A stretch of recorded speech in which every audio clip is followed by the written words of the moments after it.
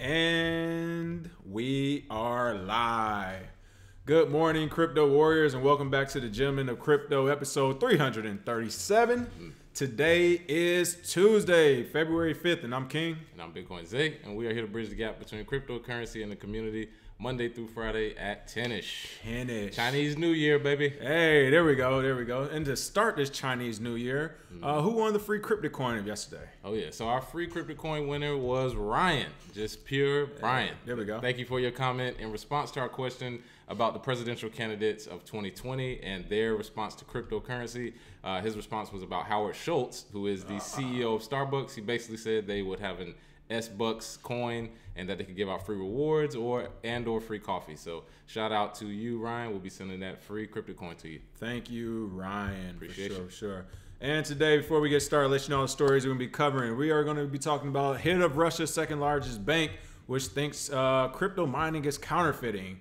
Of course, we're going to go back to the Quadriga CX. That story is still in the news. Listen, people, $190 million, that story does not go away easily. Mainstream news is actually picking that up. I saw it on Fox News yesterday. I saw it on my little iPhone. You know, they have all the different news sources. So Fox News is covering it.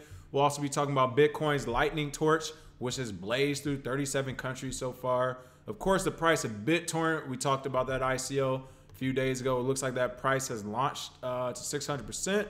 And we'll be ending it with a story about Facebook and how it has beefed up its blockchain efforts. But first,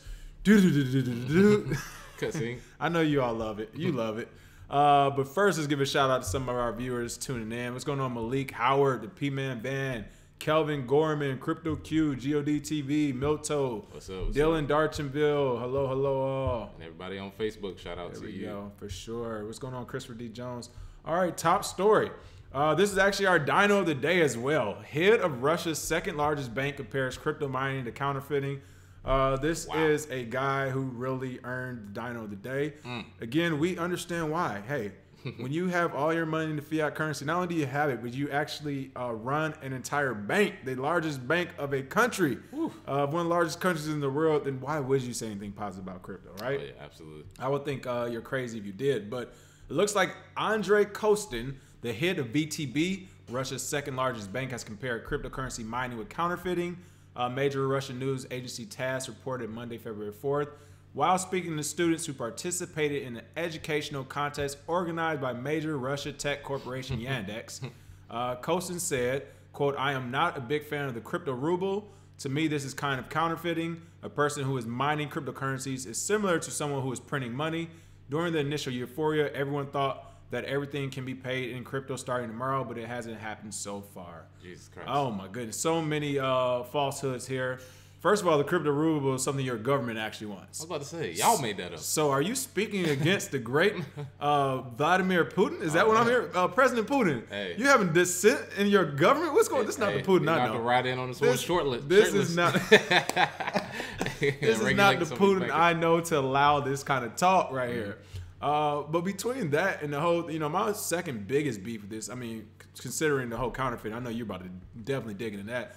But him talking about the initial euphoria of everyone thought that everything could be paid in crypto starting tomorrow. No, Nobody that wasn't. that. No one thought that. Zero people thought that. Those were the people probably of your type who already had a little bit of money and say, you know what, I can just jump in and jump out and make a lot of money, get rich quick. Or a lot of people who didn't have a lot of money but did the same thing. Basically, everyone who came into the community saying, well, I heard I can make a 500% return in 24 hours. Those were the people who were like, we can start using this tomorrow, because they're just basically just going off a hearsay. Yeah. But everyone in the community knows that while we're getting closer to actually being able to use it, we talk about it here all the time, how we go to merchants and taxi drivers or Uber drivers, wherever, we tip restaurants with crypto.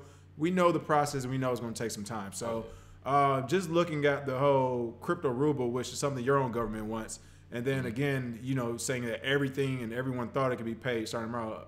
What are you talking about? Oh, yeah. And then a funny twist to this story, the board chairman at VTB actually disagrees. Olga Derganova, she does not share Kostin's stance. She actually said in June of last year that VTB was potentially ready to work with digital assets. Moreover, she said that they could be treated on an equal basis. They're trying to. Exactly. That happens slowly but fast, didn't it? They tell you the truth. Well, no, let's make it equal. Can we at least be friends, everybody? No, we ain't friends. We ain't friends. We won already. Get your boy. And see, that's the thing about banks, regulators, all of these governments. They don't agree with each other. So when you talk to entrepreneurs like us or people working in the crypto space or who deal with Bitcoin and crypto, one of the biggest things you see is they can't agree. So when you have somebody saying that this is counterfeit, first of all, it's like, okay, well, your own colleagues disagree with you. And people like us, we disagree with you because that is false. Anybody can create a cryptocurrency right now. But if nobody gives it value with USD or with some other type of currency, it doesn't really have any use case except for the people who use it. So, counterfeiting is hilarious to me, especially when we have an actual definition of counterfeiting and it does not involve digital currency. You can't counterfeit paper money with this.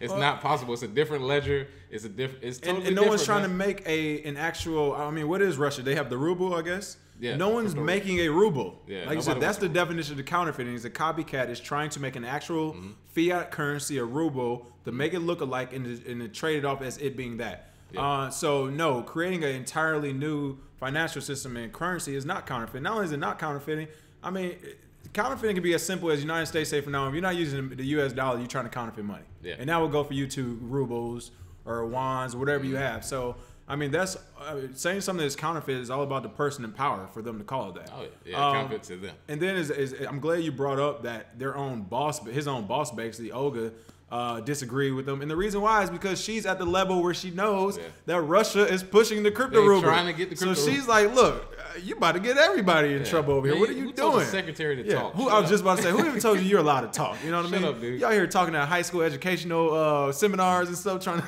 exactly. making front page news. What is this? And plus, I hate the snarkiness that comes with it was supposed to start tomorrow, but it hasn't happened so far. People only usually say this because once crypto became big in the news, they tried to downplay it by saying, well, it doesn't work yet. It's not going to work. Right. They said the same thing about the internet. There were people who were still investing in fax machines. So, of course, we're going to hear that about Bitcoin. But this guy, he definitely deserved this dino of the day. Young Andre Kostin. So, are we about to give him that loud roar? Give him that loud roar. Go ahead and set it off on him. Oh, there it is. It sounds, 2 times. Oh, man. One more time. That's the noise. That's the noise he made when Olga walked in the office. He's like, "Oh, I thought." Shut up. Shut up, Andre. Shut up and get back to work. What are you talking counterfeiting? Come on, man. Hey, as somebody said in the comment section, P-Man Van said counterfeiting really, well, at least is original. That's true. At least that was original. Can't be mad at that. What's going on, Cheryl Beloved, Tommy Brown, Tonio said the shadow ban continues, no notification. I noticed it yesterday. I don't get one either. I'm not getting them either, people. I'm on my computer. Listen, that means we're doing something right. Listen, when we get them shadow banned, that's a good thing. That's why we need you all right now to smash that like button and share it as well, because YouTube clearly is not. Donald Muhammad, that's right. Thank you. Oh, yeah. Cornelius, what's going on? Ronald Stewart, hello. Can we go over how to buy Bitcoin other than an ATM in Los Angeles? Yes, go to our videos that we have. Was it under Bridge Gap in Education or something? Yep, we have cryptocurrency education. Yes, a whole 20 videos. Yes, we got 20 videos to show you all that stuff. But the short version is you can do it online through Uphold. Gemini, local Bitcoins, Paxful. So many different ways, or also just do a simple Google search and some of the main things will come up as well. But we have videos, so absolutely, there you go. And then also how to load money onto your Cash App on my cell phone. Same thing. We have videos, but you can just Google it. Cash App has like a step-by-step process. All this stuff has a step-by-step process. And they're pretty good with directions. Right. So. Yeah. Crypto and culture. What's going on? Cornelius Products regulators mount up. You know it. Okay. I didn't realize you already messaged them back. Oh yeah. Good to go. All right, next top story of the day. This is a breaking story again. As mentioned, this has been on Fox News now. All the major networks are picking it up. You know who reported on it first, is all we're saying. Of course. But all the major networks are picking it up. But it looks like breaking news. Lawyers might sell Quadriga CX to settle debts. If you remember, I'm not going to lie, this is a pretty funny bag this guy's holding. I'm just going to leave it there. But if you remember, we were talking about Quadriga CX, where they went under maintenance about a week and a half ago, but they went under maintenance after people were trying to withdraw funds because there had been a big, what's the word you always use? You always use a word that's pretty good. Nah. Like, it's like, I don't know if it's not confusion. Snafu. Snafu. Yeah. It was a big snafu. It's a big snafu where a lot of people wanted their money back. They couldn't get it. And then they went under maintenance where the bank came out and said, well, actually, we've frozen their account of however much money. Then it comes out a few days later that the CEO was actually dead. Maybe not. Somebody's family's missing. Who knows? Another crypto story. But now it looks like a court-ordered lawyer will get the encrypted laptop of the recently deceased CEO of major crypto exchange Quadriga CX, Gerald Cotton. And that laptop may be able to provide access to $190 million of Quadriga CX customer funds. This story is getting crazier and crazy. I know, right? How much did this dude hate his wife that he didn't give her access to the passwords just in case? And what court? what is this court order where all of a sudden, you can go get his personal property now for this because it might have it on there. It might. What if it doesn't have it on there? Then they could take off whatever else they want. Because he could have his own personal. Yeah. You definitely just broke some laws. Yeah. Because if it's not, you're saying you can. Yeah, this is a court ordered thing. So again, people, it's a money play. Yeah. It's very easily you get a court ordered. 190 million is not just gonna sit there. Yeah. So, and this next story, actually, same story, but there was a government death certificate. It looks like an Indian government issued the death certificate obtained by Coinbase. Corroborates Quadriga CX's account of the passing of the CEO. Because you remember, no one even knew this guy died about a month and a half ago. But now an Indian government issued a death certificate saying it's true. Again, this isn't crypto. I don't know what it is. Yeah, I was gonna say, how did India get involved? I hear you. Like, where did India get involved all of a sudden to issue this death certificate to him, right? Yeah. Did he die in India? Yeah, this is a very deep story. And you can see this death certificate here from the, again, Indian government. You see government of Rajasthan. Again, people, at this point, we don't have our own people out there in the field. We don't know what's true or not. But what we will say is, traditionally, when money comes missing into crypto, are there deaths? Yes, deaths do happen. But there's also a lot of exit scams. There are also a lot of sophisticated criminal acts going on as well. True. So basically for $190 million to go missing on an exchange, especially they put that under maintenance. If they didn't put that under maintenance there a week ago, then this could almost been a series of unfortunate events. But because it was that under maintenance, that means someone's still behind the scenes lying about what's going on, right? Oh, yeah. And again, 190 million is missing. Within 24, 48 hours, you get a court-ordered document that says all of a sudden, well, you can just take his laptop, you can get your hands on it.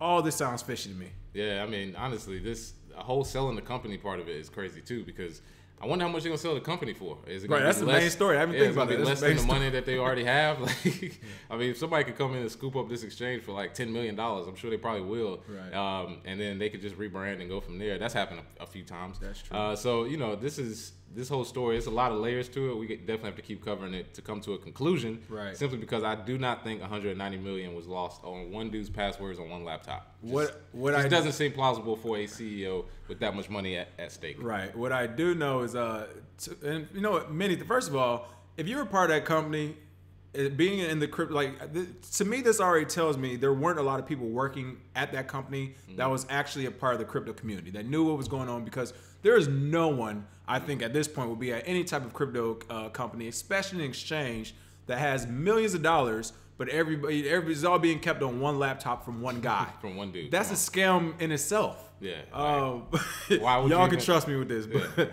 Yeah, exactly. Just be in my laptop, hanging out. It makes no sense. But also, when it comes to this looks like it's going to be a part of the crypto movie. This officially makes the crypto movie, and I think it's going to already come in at this year's top. I don't know if we're going to call it a loss or a scam at this point, but it's coming in at the top of something, because $190 million missing.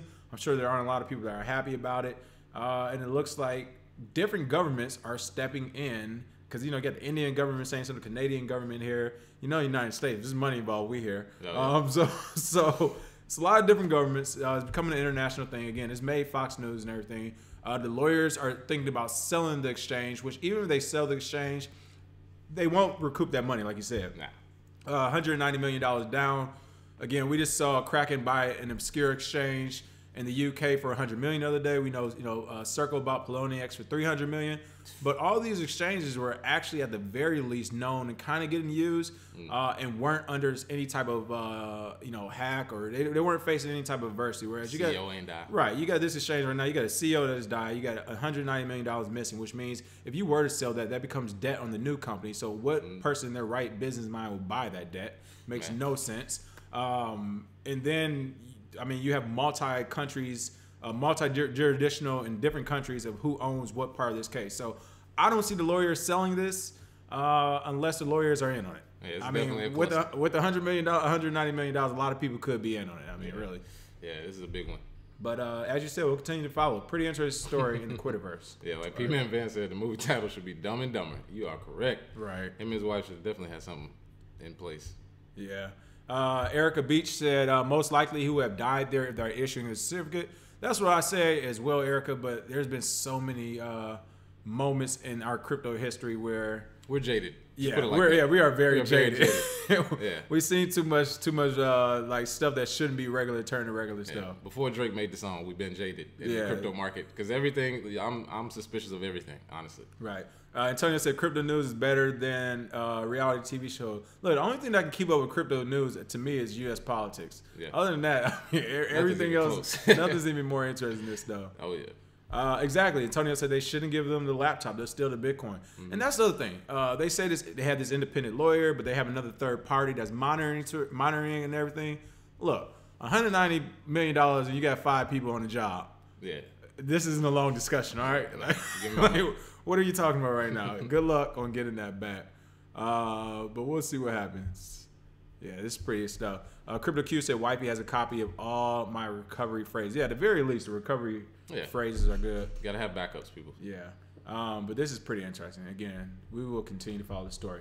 All right, next up, a very positive story coming out of the crypto community. And this actually goes straight to that VTB banking, what's his name, Andre or something? Yeah, Andre. This is I don't know the nice way to diss people, so I guess it's like a thumb to him or whatever.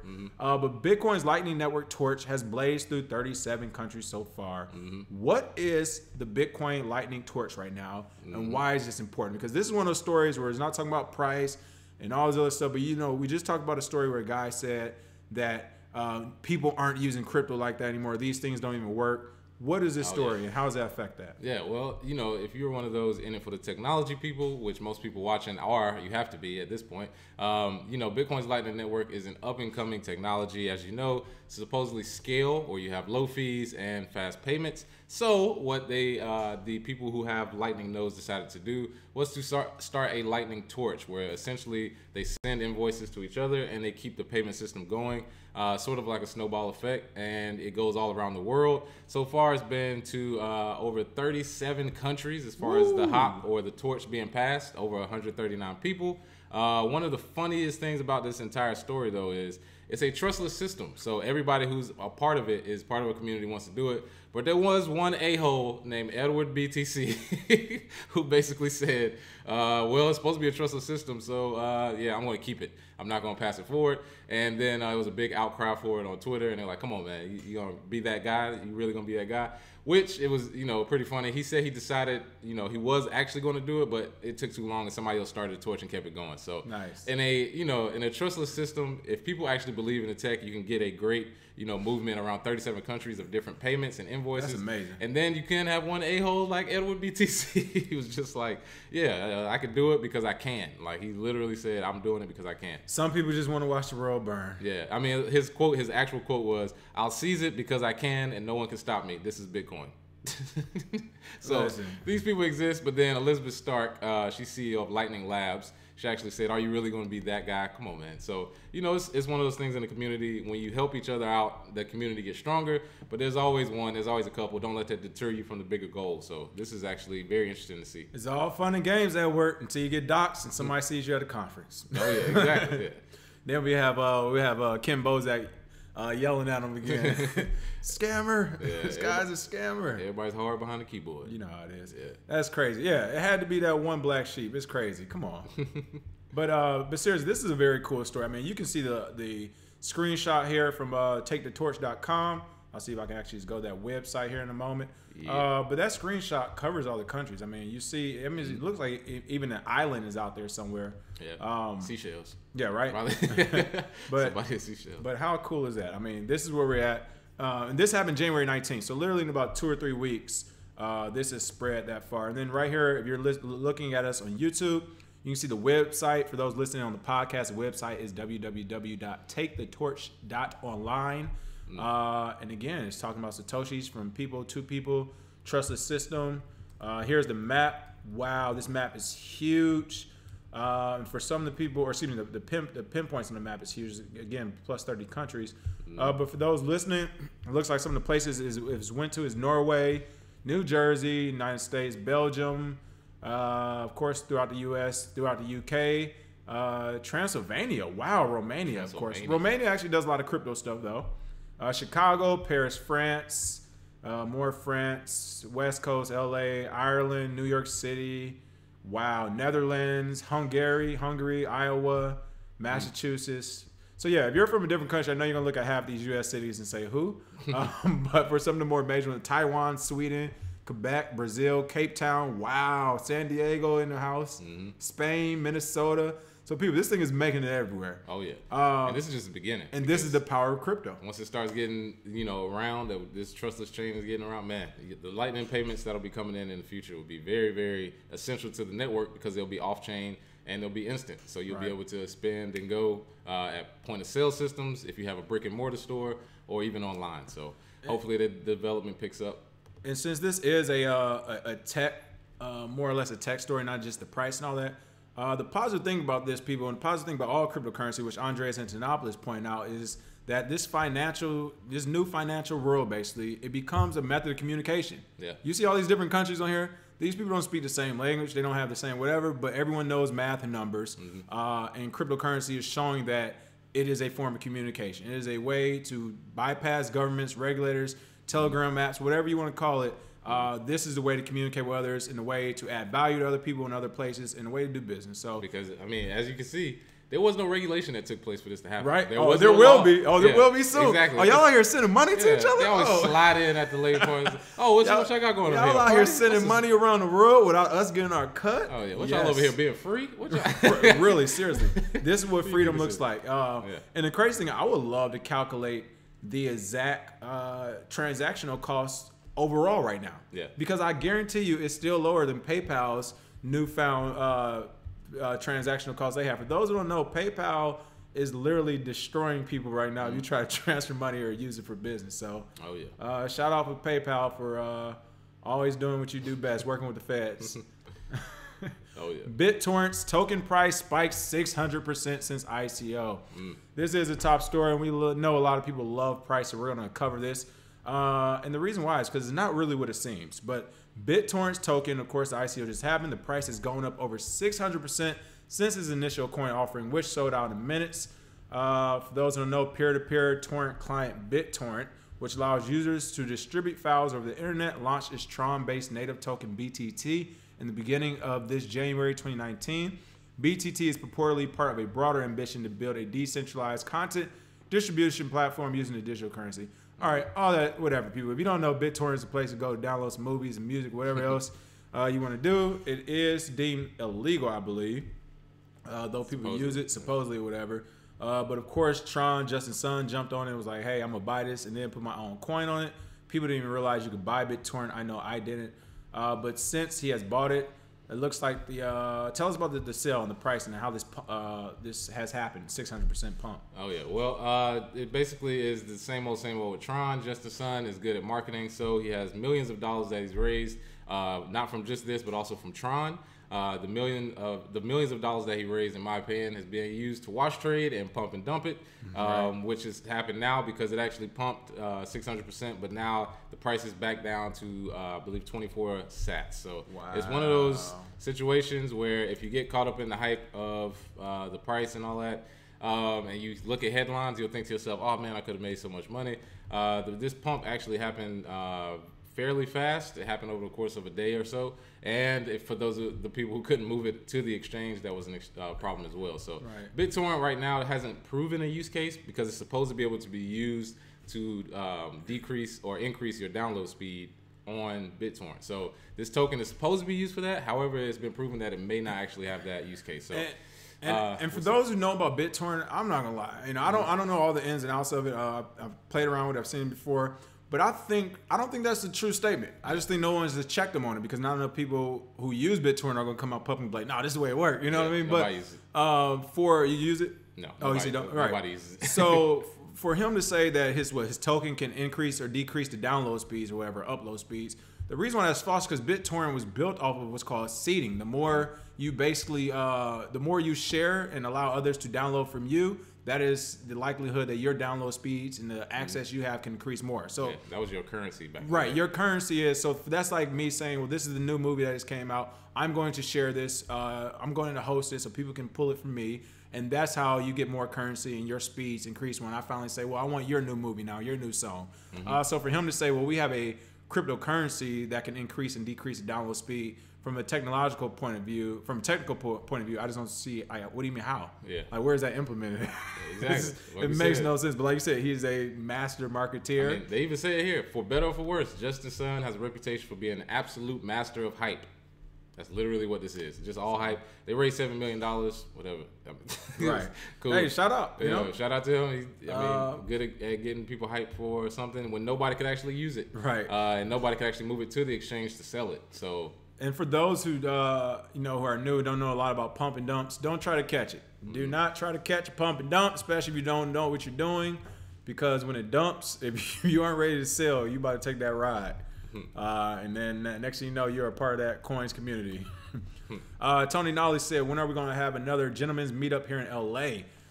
We haven't done one since last year. Raining. So yeah, right. Really, it's been raining for 2 weeks straight. So when it stopped raining, I don't know. Yeah. We'll do one soon. Christopher D. Jones said, when are the next big conferences?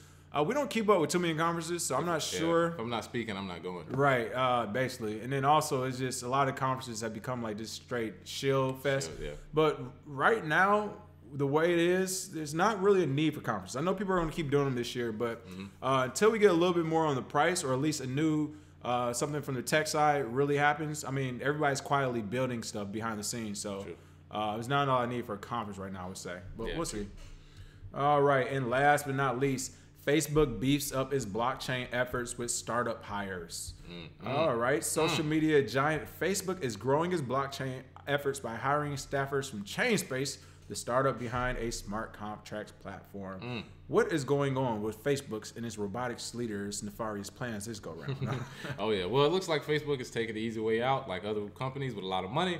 Instead of building it yourself, just buy a company that's already built it. We got the money, you got the tech, you got the smarts. So they saved about a year of development on this. That's true. Just by buying ChainSpace, and we all know in business, time is the most important thing. So they bought a company that develops smart contracts, which essentially breaks up the data that you actually store, making it easier to scale for big companies. So for those people looking at blockchain as a use case, Facebook has seen it, and they actually are impressed with ChainSpace. They're actually looking at purchasing this company, and they're looking at leveraging blockchain technology, i.e. they're going to use blockchain technology to implement their own coin at some point, I think, or some sort of cryptocurrency nod. So this is good news for people who want to see mass adoption, because I can tell you right now, the second there is some sort of crypto or digital currency on Facebook, it just reached 2 billion people. It doesn't matter if you like it or not, 2 billion people just saw it. So that's one of the best parts about this. And ChainSpace right now is a pretty small company, but once they bring them in and they start the smart contract development, it'd be interesting to see what they do with it. That's pretty cool. Well, shout out to Facebook. Seriously, though, as you said, it would take forever for them to actually do it themselves. Yeah. So why not just buy the people that can do it? Yeah, and they're hiring. So, they're trying to bring people in to develop blockchain very quickly. There we go. I can see it. All right. For the free cryptic coin question, what are we doing today? Oh, yeah. So for the free cryptic coin today, the lightning torch that we discussed that's going around, will you join? Are you interested in joining? Do you want to set up a lightning node and get into it? Let us know. Put your cryptic coin address, and we'll send those free coins to you. As always, thanks for watching. Make sure you smash that like and share button, people. Oh, yeah. And we will see you all tomorrow. Have a happy Tuesday. Have a good one. Cheers.